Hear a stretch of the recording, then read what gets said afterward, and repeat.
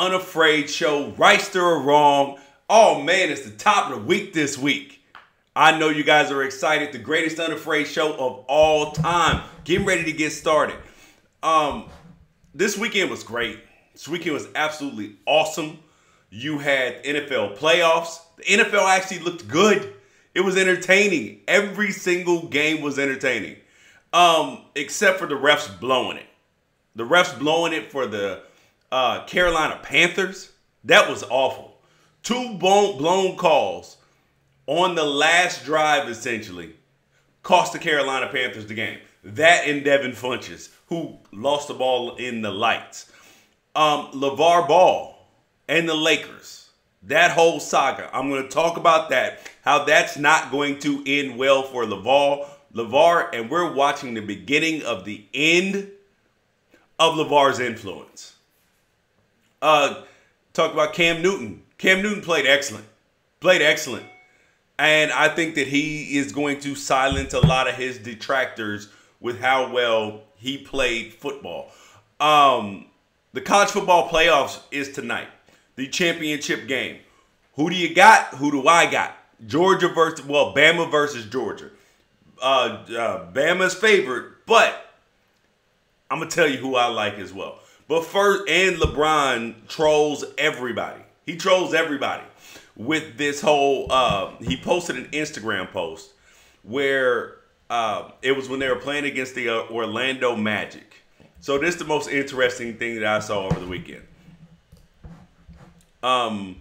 Is LeBron posted a picture of his stat line.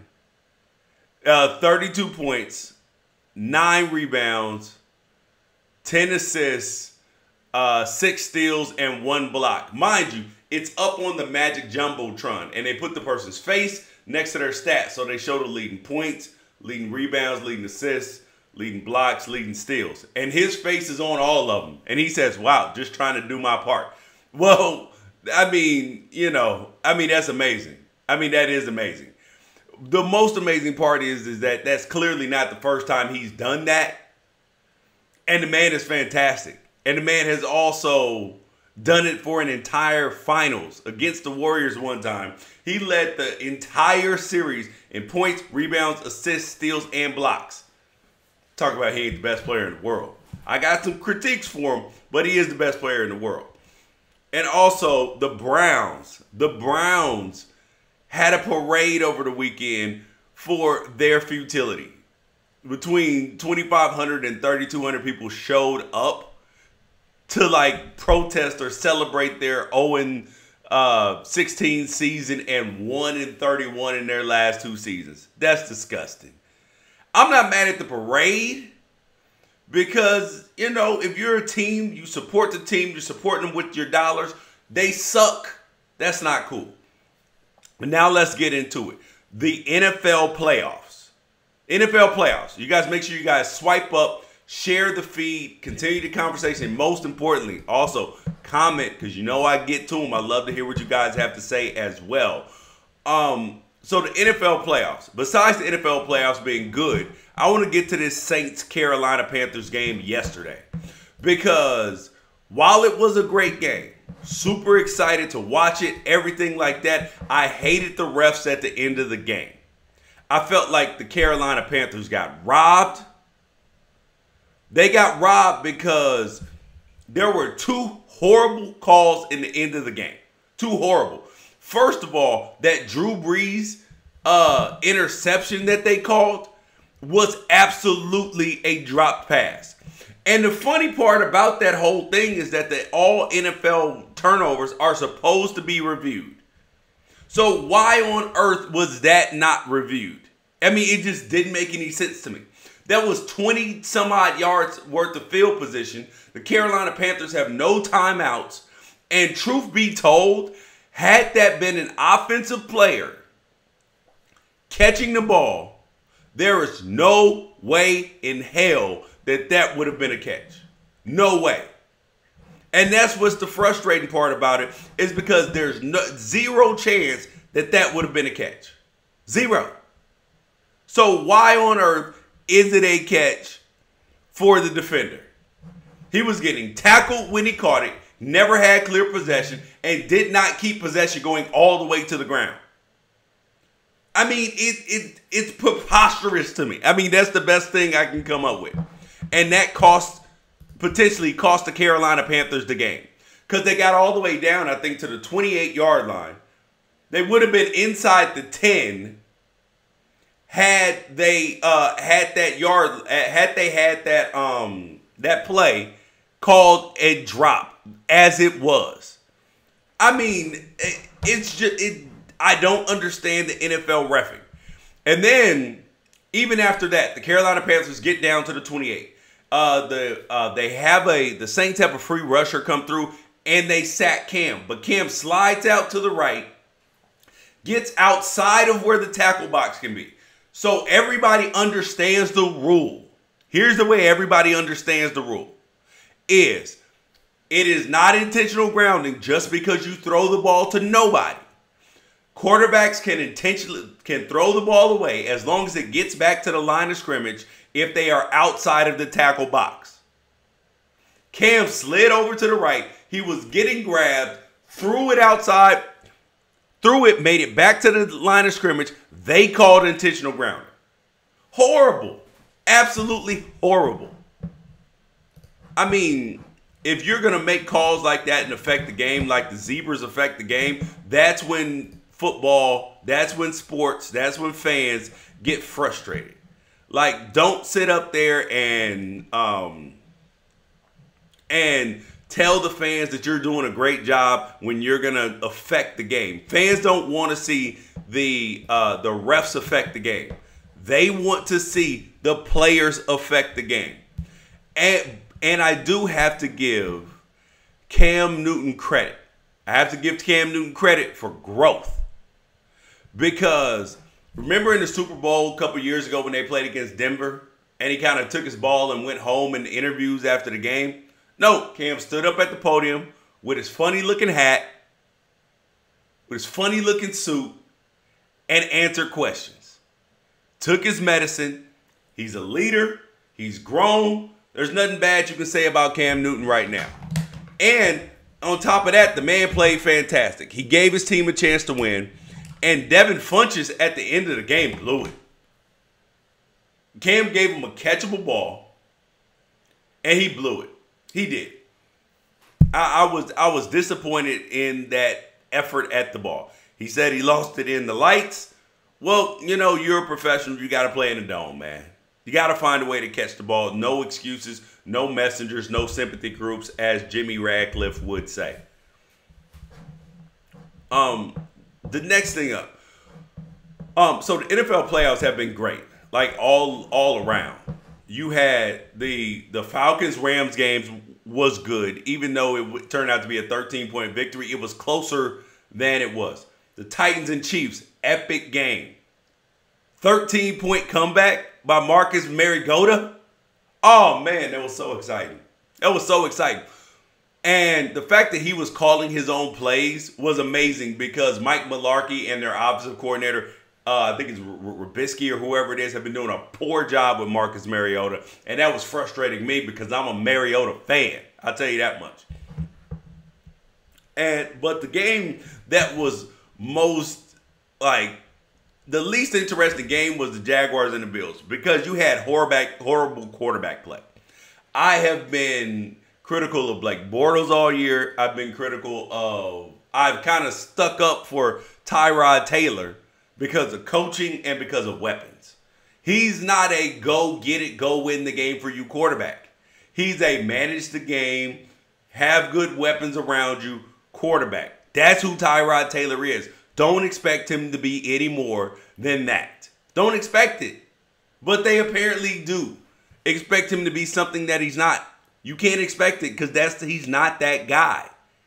But he is a quarterback that you can win a Super Bowl with if you surround him with good pieces.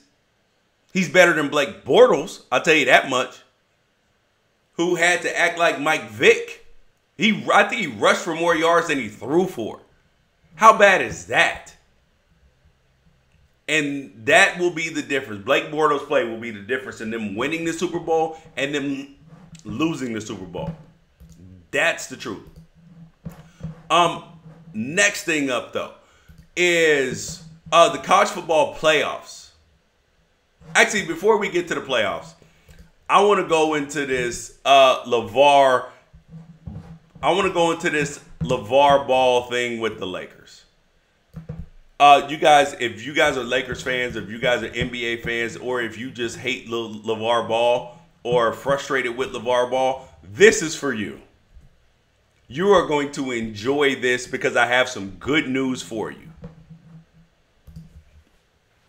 I have great news for you. Great news for you if you do not like Lavar Ball or you are tired of hearing him go off and just say whatever the hell that he wants to say. This is for you.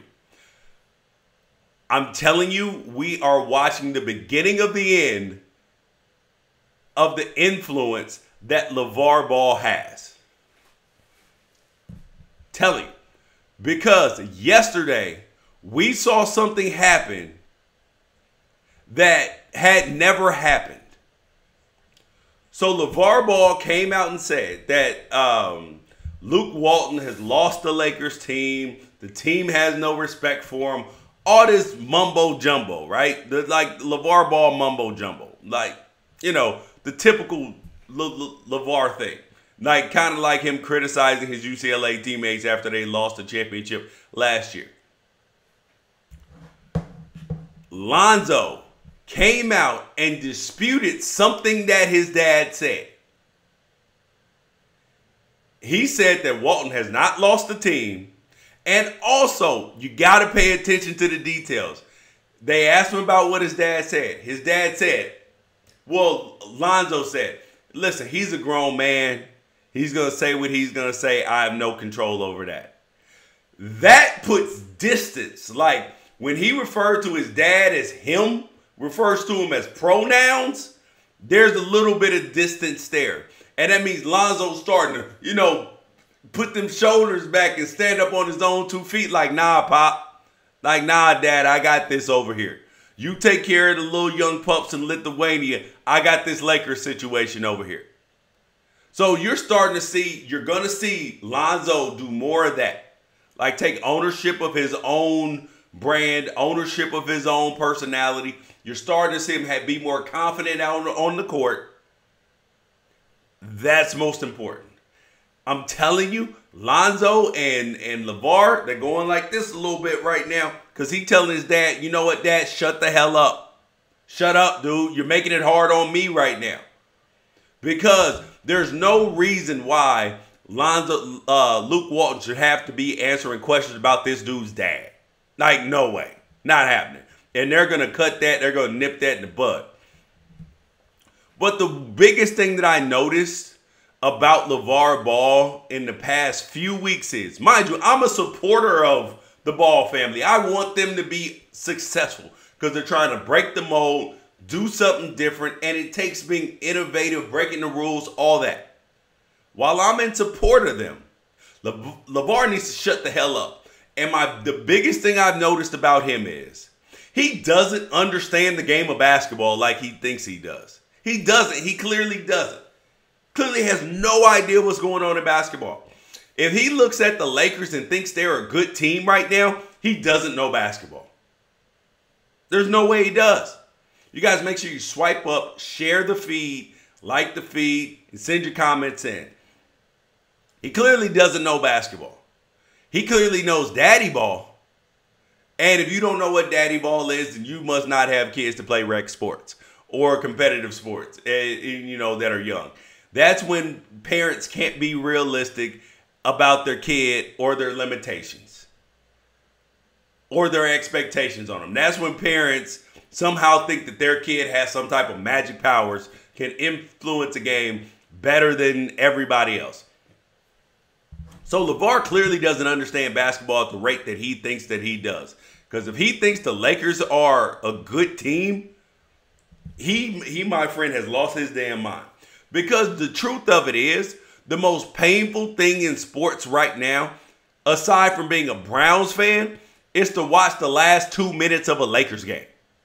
That's the most painful thing in sports, regardless of whether you're a Lakers fan, even if you're a Laker hater, if you're just a basketball fan, it is troubling to watch the last 2 minutes of a Lakers game.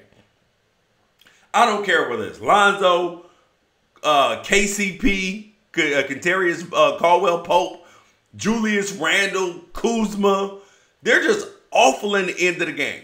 They make poor decisions. They throw the ball away. They take ill-timed shots. They don't do anything right at the end of the game in a close game. Like, rarely. They'll make a couple shots here and there, but they'll find a way to blow it. That's the truth. So you can't expect this team to be anywhere near the playoffs when they're playing with the Similac crew. I mean, it's embarrassing. It is embarrassing, but it's what you expect when you have a bunch of young dudes playing on one team on the court at the same time. I mean, they're like the 76ers a year ago. They're playing with, you know, a bunch of guys who don't know anything about winning in the NBA. Nothing. Lou Alding has won the most, and he doesn't play anymore. I mean, you know, and but I love though that LaVar showing his hand in terms of this, but it's bad at the same time because he doesn't understand the game like he says he does, which is bad for him because he's losing credibility. He's losing credibility fast. The game that had lost some credibility, but is kind of regaining a little bit in interest, is I'm interested in the national championship game today. I am. I'm interested in the All-SEC college football playoff, although I don't think that both should have been in the playoffs to begin with. Thought UCF should have been in, possibly Ohio State, but whatever. This is what we got. This is the system that we got. So, you know, while I'm going to continue to complain about schedules, I'm also not going to sit up there and act like that this is just, you know, like this is like I'm not going to watch an interesting football game. So who do I have? Bama versus Georgia. I'm taking Georgia today. I'm taking Georgia today, and I'm going to tell you why. Saban always beats his assistants. I think he's 11 or 12-0. I mean, that includes Jimbo Fisher, Lane Kiffin, Jim McElwain, and a whole bunch of other dudes. 11 or 12-0 against his assistants. And I'm fading that. I mean, at some point in time, streaks have to end. At some point in time, they do. And I'm betting on Bama to lose the game because of the Saban streak. The second reason why I'm thinking that Georgia's going to beat Bama is that Bama is hurt.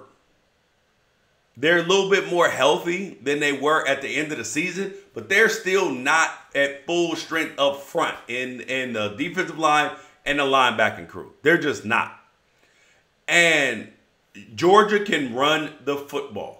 They're not going to be able to run it at the rate that they did against Oklahoma, but they can run the ball to keep themselves in second and third and manageable. That means getting 4 yards on first down, getting 4 yards on second down, getting a easy conversion. That way Fromm, their freshman quarterback, can make some easy throws. That's the key to Georgia winning the football game. And the second thing is that when Georgia gets in third and long, they have to be able to slow down Alabama's pass rush. And they are a team that can do that. They are built up front with their linemen to do that. That's why I got Georgia. But here's the parts against it. Here's the argument the argument against myself is that Georgia is that only NFL quarterbacks have been proven to be able to beat Bama. Like those are the only quarterbacks that have beat Bama. NFL quarterbacks. It hasn't been the kind of, sort of, pretty good quarterback that beats Bama. The young, inexperienced quarterback that beats Bama. Nope. It's been the experienced, usual, regular quarterback it's been the experienced NFL quarterback, Deshaun Watson, Johnny Manziel. Yes, he's an NFL. Yes, he was an NFL quarterback despite his flame out. Even Chad Kelly. He's in the NFL. He's an NFL quarterback. Beat Bama when he was at Ole Miss. That's what you got when you watch Bama. And that's who wins, who loses versus Bama. And so that's why I got Georgia. And Georgia has Roquan Smith, who is a sideline-to-sideline tackler. The kid is awesome. And the mental edge, like Saban usually has a mental edge on his assistants. And I don't think that Kirby Smart is afraid of Nick Saban like some of his other assistants are, including Jimbo Fisher. They get to playing conservative. They get to doing something else. And that's how Nick Saban wins. He psychs them out in the mind. But Kirby Smart is not afraid of him. I'm telling you that the boys of Georgia are not afraid of them boys at Alabama, which is the difference in beating Alabama and losing to Alabama. If you are afraid, if your team can show up and play without fear and trepidation. And Georgia's going to do that. Protect the football. Georgia doesn't have many turnovers. Protect the football. You will beat Alabama. Because Jalen Hurts is going to have to pass the ball. And if he has to pass the ball, guess what? Bama cannot win because he's a turnover machine if he has to sit back and throw the football. Because if you watch Bama's throwing the football, here's the part I want you to pay attention to. They take shots like play action, long, deep shots down the field, one-on-one matchups, jump balls with people. Those are the throws that they want to make. And then they want to throw some little quick screens, some little quick hitters that are easy throws for Jalen Hurts. Because they do not want him to make decisions. They want to pick up 4 yards, 5 yards, or touchdown. That's it. They're not throwing intermediate routes. They're not throwing comebacks. They're not throwing hitches. They're not throwing anything where Jalen Hurts has to read the coverage. They're just not. That'd be a bad move for them. Because he can't do it. Yeah, so you guys, make sure you guys send in your comments. Make sure you like the feed, share the feed, continue the conversation. Other thing that I found very, very, very interesting. Is I think that Drew Brees might be the most underrated quarterback of all time. Might be the most underrated. We're talking about a guy with 70,000 passing yards, elite company, 488 touchdowns, and 228 interceptions in his career. And let's not get to winning a Super Bowl and all these other stats. And then the fact that he's done this with one of the worst defenses at times of all time. Fantastic. I want to give props to him. He's in the elite company of Manning. That's Peyton Manning. Aaron Rodgers, Joe Montana, Tom Brady. He's in that category, in that conversation. You got to give Drew Brees his props. I like that. You guys, thank you for joining me today.